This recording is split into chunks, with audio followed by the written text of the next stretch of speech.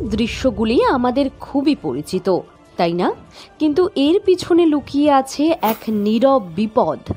ইউনিসেফের এক সাম্প্রতিক রিপোর্ট অনুযায়ী যদি এই প্রবণতা চলতে থাকে তাহলে 2030 সালের মধ্যে প্রায় 2.7 কোটি ভারতীয় শিশু স্থূলতার শিকার হবে। এটি শুধু একটি সংখ্যা নয়, এটি আমাদের ভবিষ্যৎ প্রজন্মের স্বাস্থ্য নিয়ে একটি বড় সতর্কবার্তা। কেন এমন হচ্ছে? আমাদের জীবনযাত্রা বদলেছে, অস্বাস্থ্যকর ফাস্ট ফুড এবং চিনিযুক্ত পানীয়ের সহজলভ্যতা, আর একই সাথে খেলাধুলার অভাব, এই সবই শিশুদের স্থূল করে তুলছে।